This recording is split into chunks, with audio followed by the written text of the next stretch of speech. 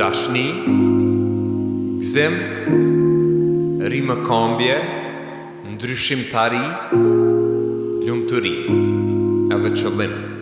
Si jeni, mirë se vini, urime e hanja, sot është jo veç e hane, po është edhe krishtlindje, kështu që krejt juve që e festoni, urime krishtlindjen, për juve që ndështa festoni Hanuka, Happy Hanuka, njerëz sot është vit i ri, epizodi fundit i joni vitit.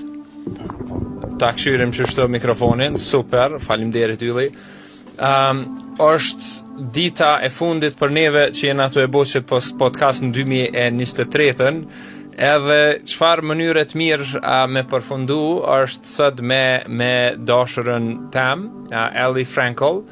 Për juve që nuk e njeni Ellin, na jena bashkë 8 vjet, jena taku në Washington DC, edhe tash që nja 2 vjet kena ardhur në Kosovë, jena të jetu, edhe kur jena të folë Mrena Zemrës, marrëdhëniet romantike ose marrëdhëniet që i kena me njerëz, janë për ime diçka që janë thellësi e zemrës, edhe kanë ma mirë me pas që tu, e me folë që tem se dashurën tem, kështu që epizoda sot është në anglisht, se halo se kam su shqipën mas mirë të botë, edhe pse kupton shumë mirë. Krejt dit pak ma shumë. Po, edhe kështu që ju presim, edhe stash pianisim, ju presim në Instagram, mundeni me na shkrujt komente, në Facebook jena live, kështu që njerëz mundeni mu kyç, jena që qëtu e kom laptopin, mi lexu pyetjet, nëse jeni në kerr, shumë mirë që për në ndigjoni, edhe mundeni veç me marrë një frymë thellë, edhe që tash pianisim kadale,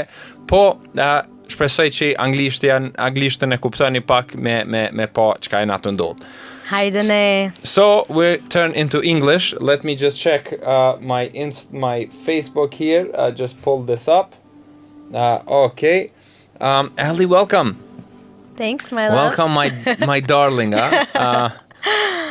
So nice to have you here. It's kind of interesting to have like a more official Conversation, yeah. to the nation. Yeah, to the nation. How are you feeling being in the studio? It's so homey here. I love it. Yeah. I feel like it's a place where people explore and get to also discover themselves, and we're constantly discovering ourselves with each other. But sometimes when you put that discovery in a container, interesting things happen. And I like you. Yeah, I like I you like too. any moment with you in this world, so Yeah. let's do it. You know, one thing that I really admire about you is that, and I've said to you this before, but is how brave you are. And when I mean brave is not brave into like, you know, fighting with swords, even though you do that too. But you know, when I say brave, I mean brave to a degree that you actually are yourself in situations. And that is sometimes really hard. You know, I am more of a shapeshifter, and I get so inspired when I hear and see and witness you be yourself in situations that, you know, might require some changes and all this, and you're always true. What makes you be that? Like how come you have become that? A lot of practice. I feel that whatever other people see as bravery or some quality that we admire or that we just feel a certain feeling about that feels good or expansive, we're all just reminders to each other. So I think when I'm doing life with other people fully, whatever that means in a situation or a moment or an experience, it's that relational aspect with others that allows me to come more alive or become more brave or simply be reminded that we're all doing this thing together. And when I'm living that reminder, it always comes alive with others. we can all feel brave when we're alone, sitting in a room, thinking about the life we want to live or something big or small that we want to do. But it's so often that thing only comes alive with the energy that we share with others.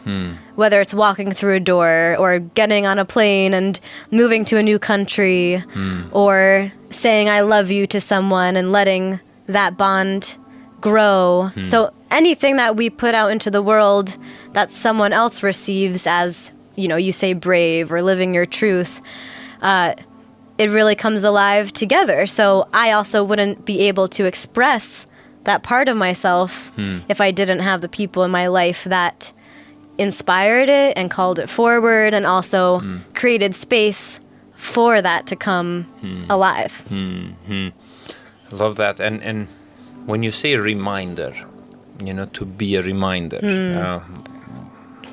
how do you see that? Because it's you use this word very differently. It's not like a mental thing that is like, it's not a notification on the phone. Like not like a remembering. Maybe it is remembering, but it's not like an information piece that you're like, oh yeah, that's right.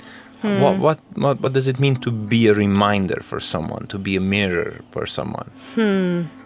There's so much goodness locked up in that, but the simplest thing that I feel about remembering things together is largely how we flow with our communication.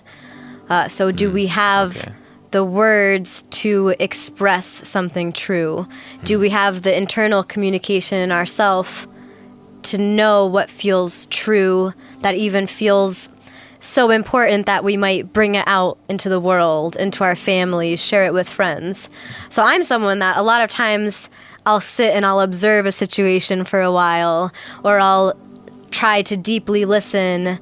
And I'm the person that I don't feel like I have to say the first word anytime. I really like to sit back. I like to take it all in.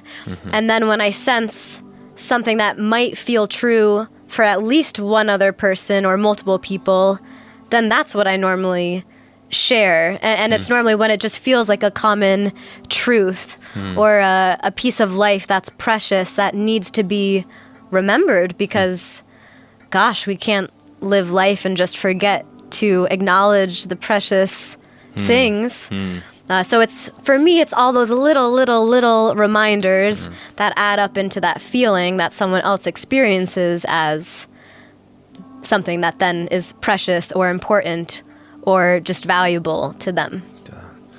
And one thing that I witnessed you, and you remind me of, first of all, as a partner, you're always like reminding me of my potential, which is sometimes it's hard to believe in yourself. Wake up and kind of say like, oh gosh, am I worthy of my dreams today? And I feel like you remind me because you see, I think, ultimately my potential, and you remind me of that in so many ways. So I think that's one that I find in relationships. I find what you do as a reminder for my life is just truly incredible, and I'm so grateful because it feels lonely sometimes, like to have dreams, want to do crazy things.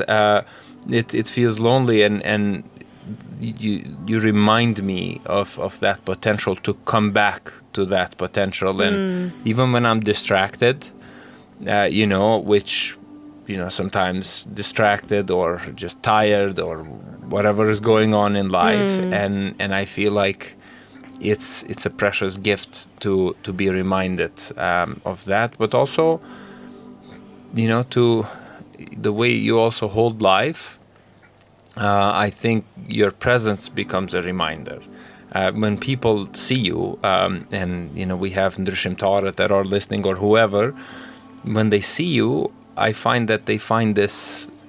They say, "Oh, she's so positive," and all this thing, and I think that is also a reminder of that, hey, you don't take drugs, you don't do crazy alcohol and all these things. Like, you actually are that. And that itself is a reminder too. How nice is that, huh? That's to really do nice. life together. Yeah. So thank you for being my reminder. I It's an appreciate easy it. job. It's Easy the best job? job to have. Sign me up. Lifelong contract. Oh my goodness. Let me see. I mean, people feel energy. And if we can all remember that more important than the words that we say or the list of successes that we have, we just have to remind each other that we're all energy in motion, and we get the daily option of where to put that energy, how to share that energy, how to bring more into our lives, into our bodies. And then the more that we practice that together, it just becomes so fun and special and truly filled with love, because I think love is one of those things that allows us to transmit and move that energy, any type of love, into the world with much more ease and much more just authenticity in general, right? Do you find that when you see another person, what do you really see? Do you see them because I find that you really have to see them differently to hold that, and I'm just curious, like when you see other people, how do you approach them? I'm just curious. Any person in the world? Yeah, because what you have taught me, one of the things that my mom does it too, but I always resisted that, is to talk to strangers. For those of you who don't know, when you're in an elevator and Ali is there with you, Ali's going to talk to you. She's not going to be on the phone just ignoring that. She's going to ask you a question like, oh, what was the highlight of your day, or something like that. And I feel like you get this from your grandma maybe a little bit, to talk to a dash here from Oma. a pinch there. So Oma in the house. Yeah, I'm curious. You're very, you make random friends. I never seen anybody just go out in the city and come I made really two very good friends. At the cafe table there in that corner and there in that corner, and then we all came. Yeah, it's really nice, and I don't know how you do it. I feel like maybe you're open to life in a way that is different, you're always responding. When I see you, can I imagine you alone? Because when I'm with you, obviously you're paying attention to this beauty right here. But if you're alone, I'm thinking you probably are, just also observing, having the best day open, ever. Yeah, open, looking for people. How does what happens in those moments? Well, when I do get out in the world, and I'll say I also have my hermit moments where I need that just time alone, with relation with myself. That's a balancing act for sure. But when I do put myself out in the world, I feel like a lot of how I approach humanity is what I learned from my parents. My dad is a chef, as you have experienced over the years. Oh, yeah. And to the audience, I mean, if you have a chef or someone who's like a chef in your house, you know the warmth and the goodness that brings, and just the pure, most simplest form of care. And my dad, when I was starting at 10 years old, I would go to his jobs with him. We would cook food. We would cater together. And in those earliest moments, one of my favorite things was going around and serving the food to everybody. In my when our family would gather at my house, I have a small family, not like Shiftara, Familia Shiftara, but I have my own small, lovely family in the U.S., and when we would have parties at our house, my favorite thing would be getting all the things arranged, serving each other. So for me, that's, a version of hospitality or customer service. So I grew up from the earliest age loving being of service on those basic things, taking care, the attention to detail, nourishing each other. And then as I grew up into my independence, I still felt like isn't every time we show up in the world an act of customer service, but our customer is every beautiful human we encounter. And my job in my work in that moment is, how can I give them a beautiful experience that we get to share, or meaningful, or, you know, it doesn't have to be something huge. It's just, what if we approached that every door we opened, everything we helped someone pick up, when we let that person go in front of us in the line because they're clearly busier and just need to much paid, they need to go into their life. What if we encountered every of those small moments acting like my job is to simply try to be a good human, and my customer is everyone in the world, and our job is to serve. I love that. With these simple actions. What So a good it was with reminder, my dad. That's another reminder. You For see sure. people, what's happening? Yeah. Like a reminder of our role as, you know, being out there in customer service, you know, and customer service sounds so bland, but it's a version of hospitality, but it's not just the hospitality when someone enters your home and you open their door and you serve them a meal at your table. It's the everyday hospitality. What if we all took care of this space together? What if we all took care of this city together? What if we all took care of this planet together? Then we have many jobs we do. And what if, because you see, like, I also want to be a good customer service. And I'm using this because it's great, because I feel like all the humans I want to serve. You know, I want to be there to support. I want to give light, love, laughter. But I'm also like, you know, customers sometimes can be tricky. You know, like the fear that I'm not going to perform my job well, or the fear that somebody's going to reject me, or the fear that, you know, like if I say something to this person in the elevator, they might feel not comfortable, or whatever that is. How do you navigate that? You know, because it is a real thing, and it is something that we all have to navigate it, because we also cannot drain ourselves trying to please all the people, you know? Yeah. So how do you balance that, and how do you deal with the people that are just not receptive to your service? And I've encountered those people for sure. Where I feel the duty is that it's my job to share love, presence, humanity in action, whatever that is. It's my job to share it and put it forward in the way that feels true in that moment. I can't be performing that. So however that feels truthful, I can know this in my body, only you can know this in your body, only they can know it in their body, what feels true to put out into the moment. And that's my duty, first and foremost. That whatever that is... How do you discern that? Like, what is true? Like, how do you know what is true? Well, this is where we've studied our human design together. Okay. Plug for anyone who likes systems that interact and overlap. But knowing my human design as a manifesting generator, that a lot of the ways that I respond to life and where I feel that response is through sacral energy. And these are interesting words, but the way that feels to me is I feel this intuition in my gut, in my stomach, that says, uh-huh, or nuh-uh. And my job is to simply listen to that spark of uh-huh or uh-uh.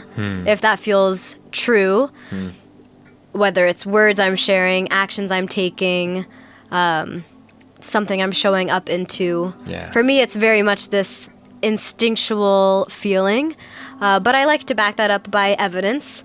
So a lot of times it's, you know, I can notice patterns or trends within myself of something that over time, as I've noticed that in myself, does that feel like a core part of my expression? Is that something reflected back to me that also others received as something that touched their hearts or their minds or their lives? And then on the end of, you know, you said what happens when people don't receive. It's not my job if they receive it or not. that's where a lot of trust comes in, trust with life. I mean, you and I are practicing that every day, but it's not my job to take it personally. You know, if you imagine that love or that action going out into the world, yes, maybe it lands to that person that you intended, but if it goes right past them, and if it's not a match, that's okay. You have to trust that that energy is still going somewhere in the world, and even if it's not where I thought it would go, that's okay. Wow. And we have to really practice that okayness. Yeah. It takes ease within ourselves to not be attached to what we think is going to happen in our lives. I mean, you and I really value that, right? Yeah. Like, how does it feel to live in uncertainty most of the time? Yeah. That's a major practice That we've is, kind of designed our lives around, constantly navigating uncertainty.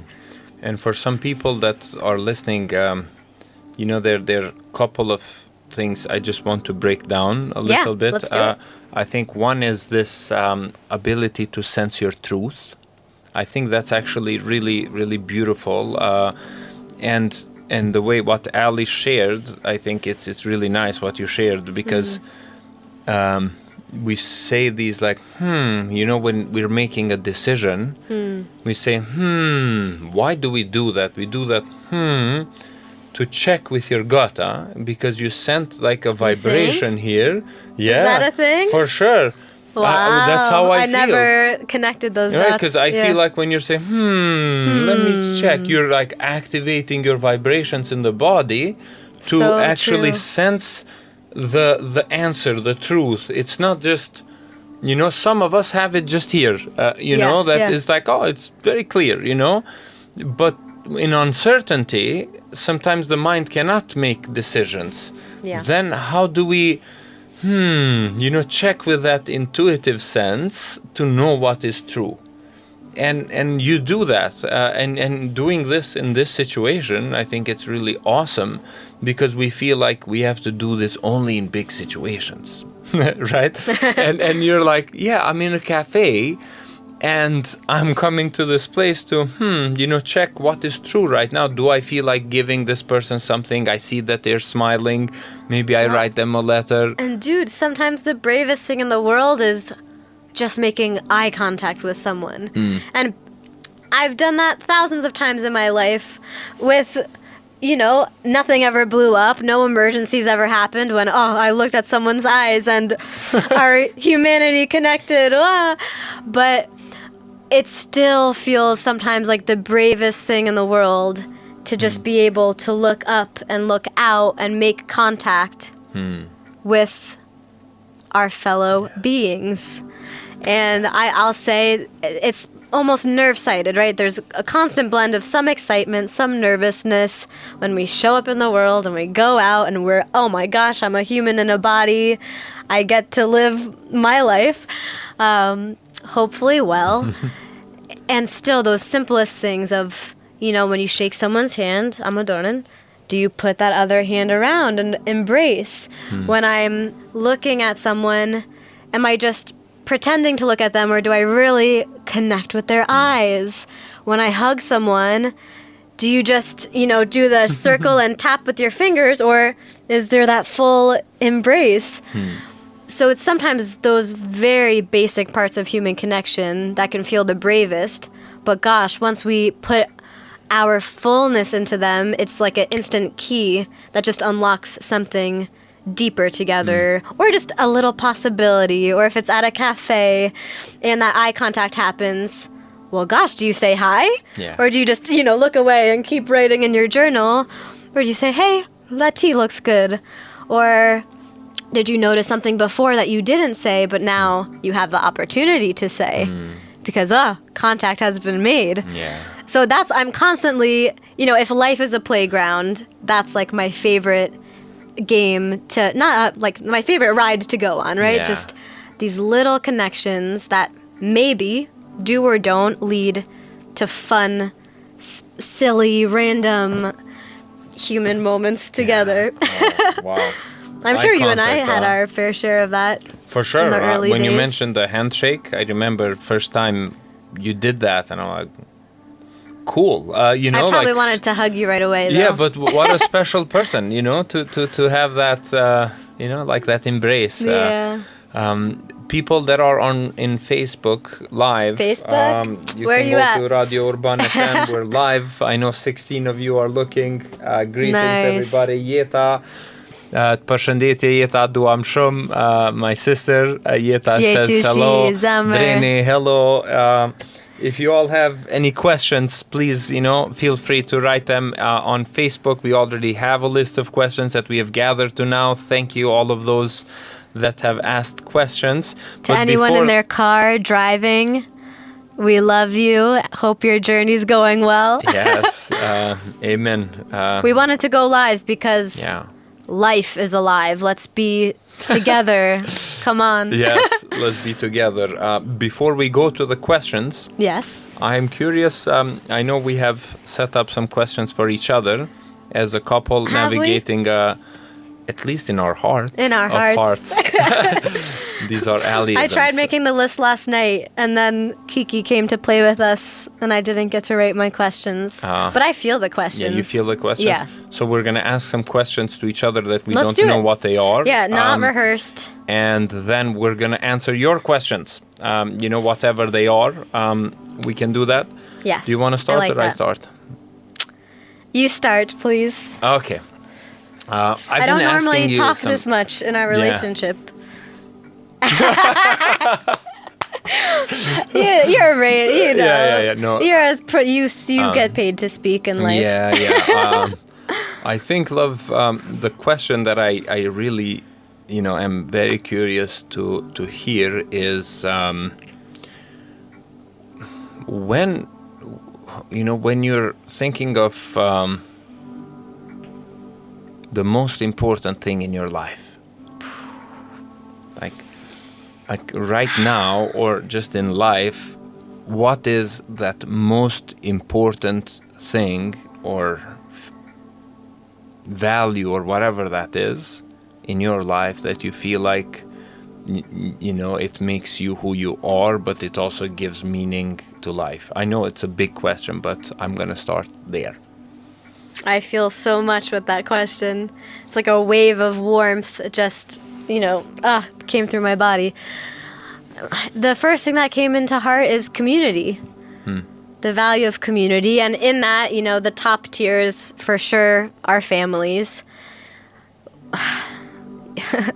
Yeah, family is so much, but not only the family that I was born with, not only the family that you were born with, but how willing am I to let life, so much of the life, the people we encounter, become our family? That's a big one in the community topic. But I just feel like we're born to do this life thing together. I've had moments of my life where community wasn't as strong, or where I felt far away from family, where you have to rediscover who are my people, and also who are the people that are going to become my people that I don't even know in my mind or my imagination who they could be yet. And then when we meet them in life, and when we invest in those relationships, when we show up for each other, it's beautiful what we feel, then what we experience. You know, there's so many specifics of the moments we remember with our community.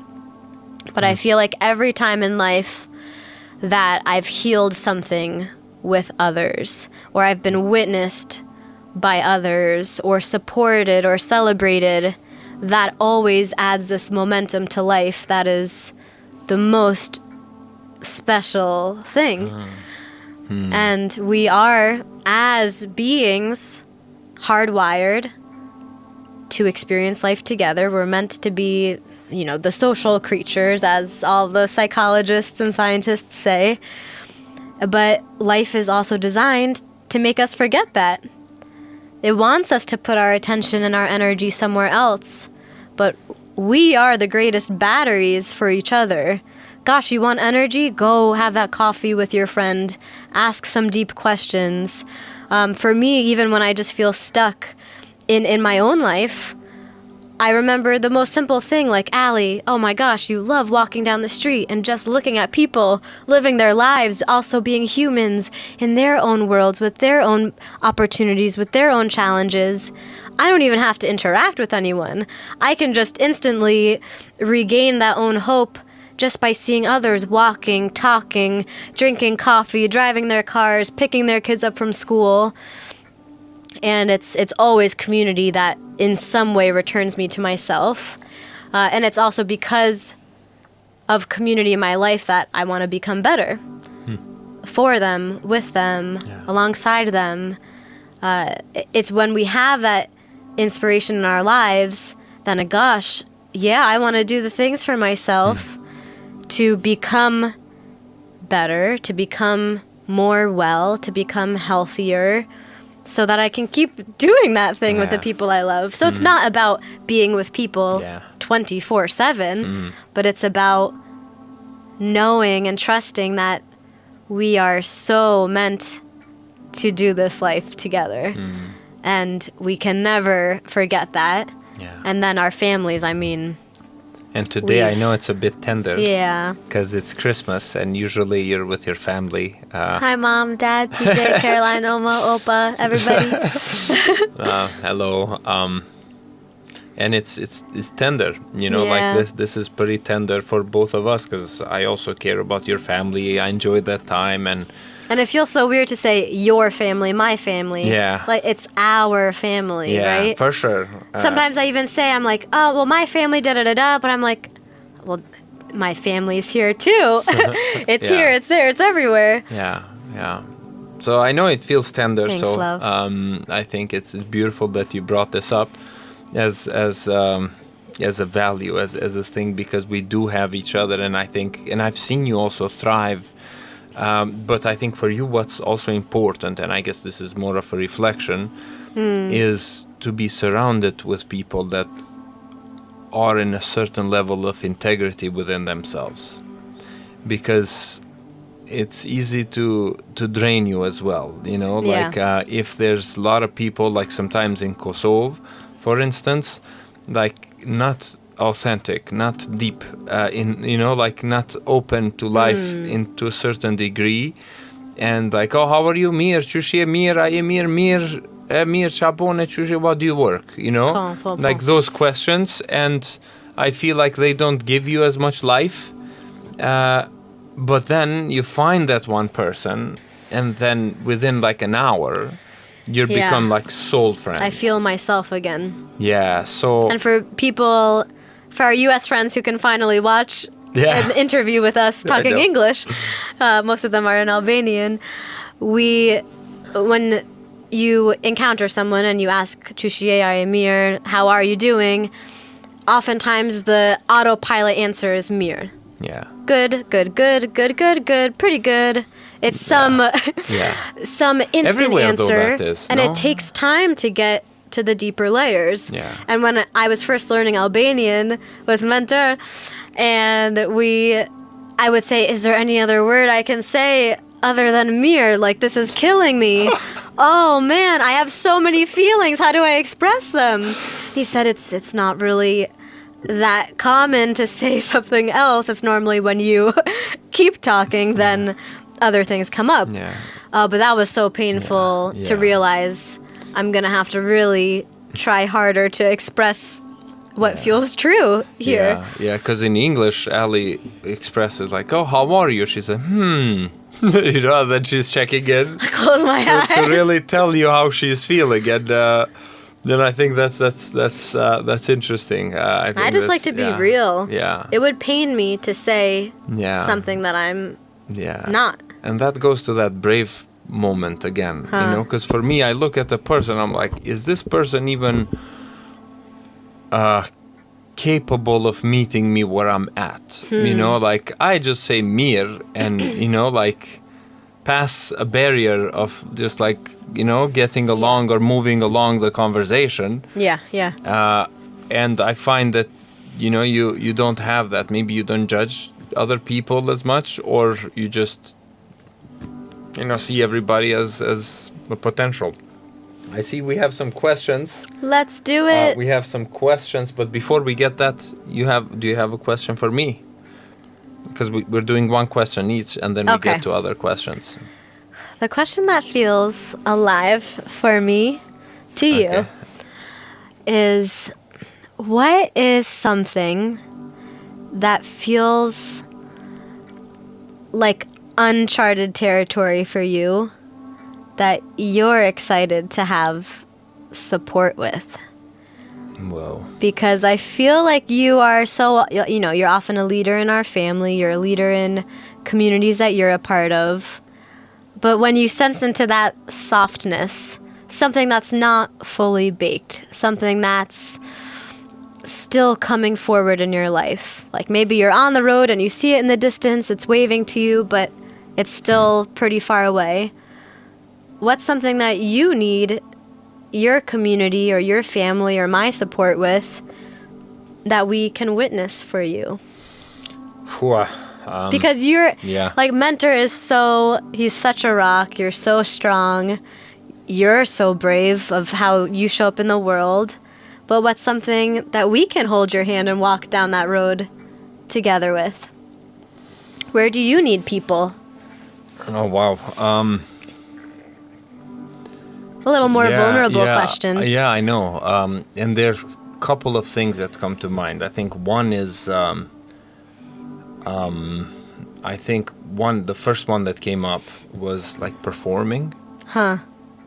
Interesting. I felt that, just that one night, 2 nights ago, or when was 2 nights ago? Yeah, with we brought we had the workshop, and then after the workshop we had like a secret Santa with our changemakers in the Mentorit community. Shout out. Yeah, and there, we had that drum, and I think The cajon, box drum, you sit on it. Yeah, you it's hit like it a from 2 drum, and I was sides. playing the drum and like singing, having fun, and people were dancing and all of that, and I was like, I love doing this, like being a clown. Yeah. So I think performing, maybe being more into music or arts So or even much. dance, maybe better dance. I know. Bashkë? Bashkë. Together? Yeah.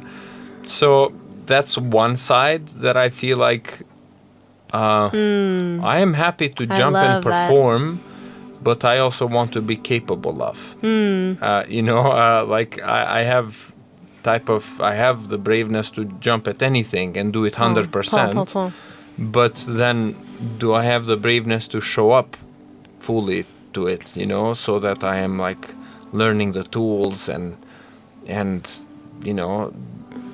improving and maybe seeking lessons or whatever that is, but to really master that craft. I think that could be one thing. And the other thing, I think, is just to be better at business, honestly. I feel like it's a big struggle for me, especially lately. Yeah. Like, I've been trying to find a sponsor, for the podcast, and it's been kind of hard for people, for me to express what we're doing, but for them to also see the value of what we're doing.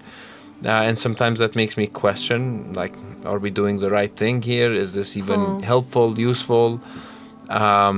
Same with like Mentorit, like it's so much value. People that experience it love it, but how to make it into a successful business, like that doesn't jeopardize also the values. so values and all of that. And I know it will take patience and perseverance, and I feel like that I'm holding, like I really need support in figuring both of them out, but the business part, I think it's more central to the more both actually. But I think that's something. I'm like realizing that business is not as intuitive to me as I thought, or sales. Like so that's Nice. That's where I am with that. Well, take your time, love. It's What do I have?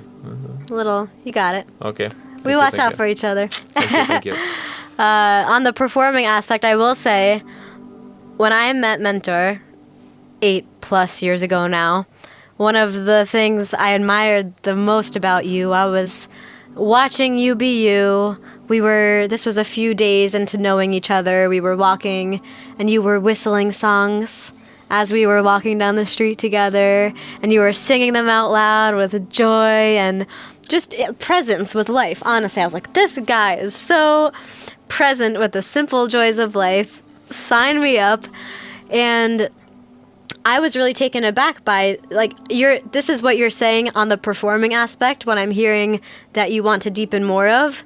But also don't forget that you've always been a piece of that already, because when I met you and you were whistling and singing, I felt like this guy is just full on. He's committed. If he wants to sing a song, he's going to sing a song. If he wants to whistle a tune for all to hear, he's going to whistle it with so much love. And that was one of the first things I noticed about you of, wow, when he does something, he's really committed and passionate.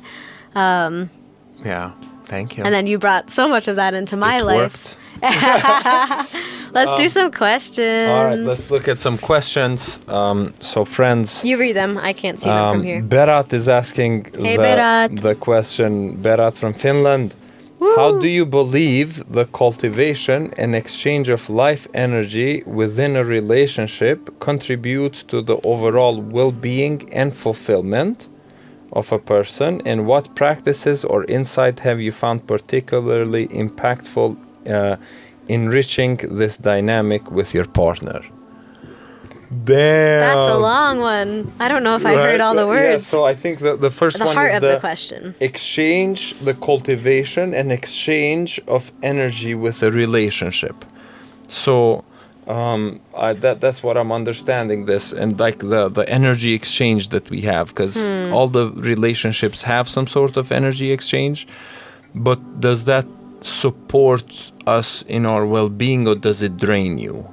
You know, what is a thought that comes to your mind, or a feeling in your body? Well, I wouldn't be doing this thing if it drained me, so definitely gives. Of course, there's always an ebb and flow, but I would say we're very committed to being generative forces in each other's lives. We're always willing to give to each other, lead with generosity. If I do something kind for you, it's nice to have a thank you or have credit, but I don't do it because I need credit. I do it with love. I do it with care. Same you to me 100 times a day. So generative is what comes to mind. We're always wanting to be the people in each other's lives that helps create more energy, more possibility. If I'm in a chapter of my life where I'm not having as much capacity, you'll step up and just fill it in with ease and effort. And it's almost like when my capacity's less, somehow by some magic of our commitment, your capacity expands. Sometimes we don't even know from where. It's just that feeling of, gosh, this person I get to care about, let's do this thing. And vice versa. If you're in a period where, even if I just know you have meetings all day, oh my gosh, the energy with which I cook lunch or dinner because I'm just so excited to nourish you, it's easy. Yeah. It's definitely a shared commitment, and you have to have that generating energy, managing each other's capacities, the ability to communicate when those capacities are more or less, because then it also helps the other person rise to that occasion. Yeah. That's beautiful. What would you say, love? I think you summed it up very well. Like this, you know, it's not both always 100% full of energy, you know, but although watch out when it is. Yeah, when it is, oh gosh. But rarely. And I think it's important that, you know, like you fill each other. I like that, because it is true, you know, there have been moments that, you know, I was not feeling well, like I had like some stomach issues, like this candida overgrowth.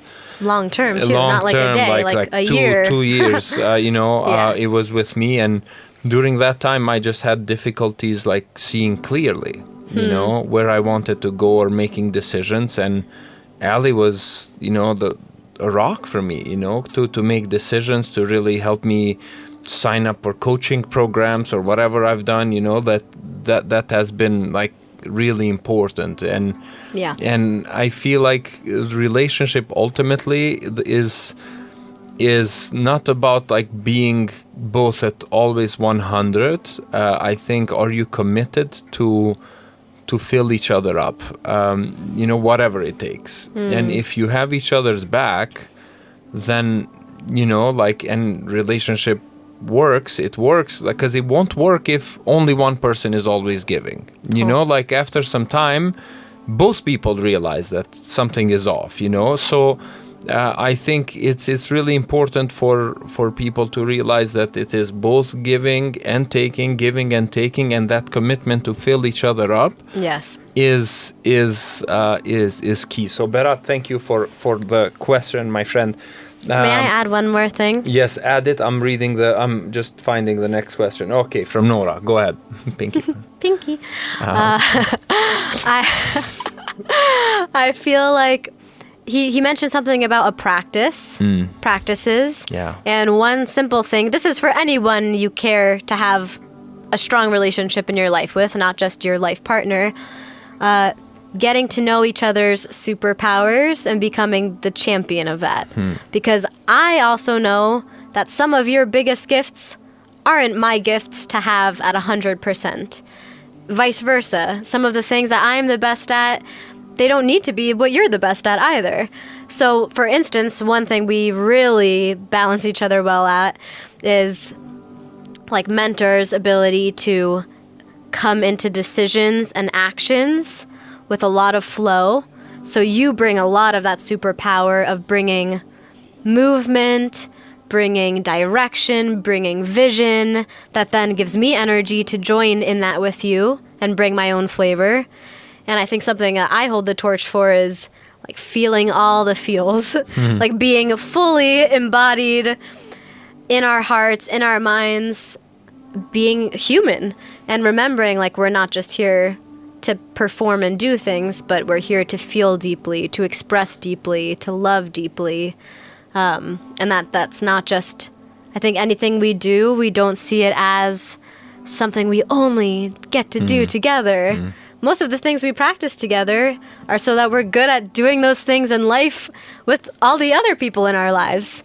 So like also don't recognize and celebrate each other's strengths and gifts and superpowers, but don't hold on to them either, because some of my happiest moments are seeing you be you out in the world. And maybe I'm just watching you at the other end of the room, being you, doing your thing.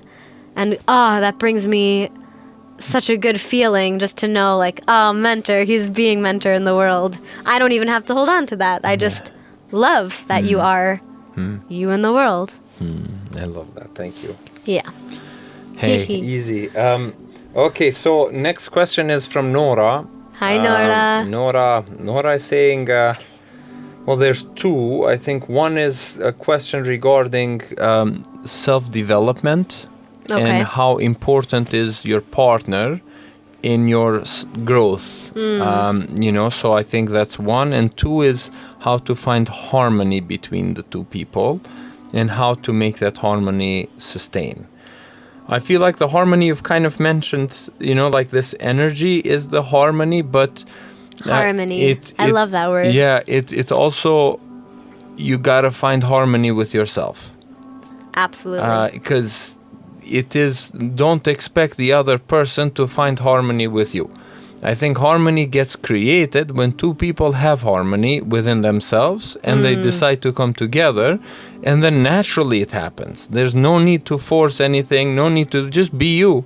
And then both of you being you, joy comes in the middle, like dance come in the middle. All these good things come, but we have to do our own work, and this is where self-development comes in as well, because you can see how you're showing up with your partner better than anybody else. Yeah. Like, how are you showing up for your partner? If you're showing up fully, then that means, like you're doing well, but if you're seeing that, you're not fully yourself, like they're the best mirror you have. Yep. And that contributes to self-development if you use it as motivation, not as self-judgment, not as judging others and all of that. So that would be how I would address Nora's both aspects. Anything to add? And just keep in mind we have 8 minutes left. Oh gosh, Yes, time's flying I know it when flew you're by. In love. Oh, gosh. and having fun. Of course, of course. That so resonates what you said, love. And I feel all I would add is remember that life is about practicing life with so many people other than your partner, right? It's give that freedom, remind each other the places you love being. That's not just your home. That's not just the place together. I would say some of my greatest self-development that I'm then so excited to bring back into my partnership, into our family, is when we each go and do our own thing in the world and we come back and we report out our observations, our reflections, our aha moments, the things that scared us, the things that brought us life. Remind each other to go forth and be in the world and to come back and report out, and then we get to share those reflections and that growth together. And we probably, over the course of a year, spend at least 1 to 2 months minimum apart. Between, hey, I'm going to go do this program. You're going to go to India for 2 weeks, 3 weeks, go to the ashram. Hey, I need to be with my family in the U.S. right now. I'm going to go. You stay here. We'll each do our own thing. So we also, I think, for two people who freaking love spending every minute together when possible, we also have multiple times a year where we're spending days and weeks and sometimes even a month apart. Yeah. So how do we also cultivate that permission to do those most important things that are us living our values, growing into our gifts, seeking inspiration from other people, other communities, also being the ones to give the love to say, hey, go do that thing. Go be there if you feel like you need to be there. I'll always be here when you come back. Oh, that's beautiful. Thanks for bringing that up. And there's also another thing here is absolute trust, huh? Because, sometimes, I don't have this in my life, like jealousy or like, oh, is Ali going to go out with other guys and all these type of things. Like there's this just... No, I don't think we've ever had that fear. Yeah, there's this absolute trust that whatever she is, like it's there, and I know that you won't be like able to hide anything, like if something you would share it, and we would talk it, like it feels so good to have that, because that many times people don't do this because maybe they don't trust their partner or something, or like they don't trust themselves too. So I think it's important to really have that trust with yourself and with your partner so that they can be free and you can be free. Okay. Yeah. So let's go to the next question. Is Bettina is asking Hey, Bettine, how do you approach conflicts? How do you approach conflicts as a couple? And how do you keep choosing each other every day? Communication station. Yeah, you're really good at what I've learned from Ali is that it takes a lot of courage to really talk through things and not necessarily like brainstorm, because I do that. But to really, you love the whiteboard. Yeah, like, oh, let's figure out a solution. But sometimes the solution is not a mind thing. It's pretty much like resolving emotions and resolving feelings that we have inside, and really coming to an agreement with them. And I feel like that type of communication, now I practice it with people, and it has helped my facilitation work. But you have been my teacher there. Like I wasn't even able to hold hands, barely hold it. Like holding hands was a no for me, because I'm like, no, because others are going to think and this and that. The public displays of affection. Yeah, like still, to this day, I have some challenges, and we talk about it too. Like, Ali, right now, we're in a funeral. We cannot be kissing. I'm kidding.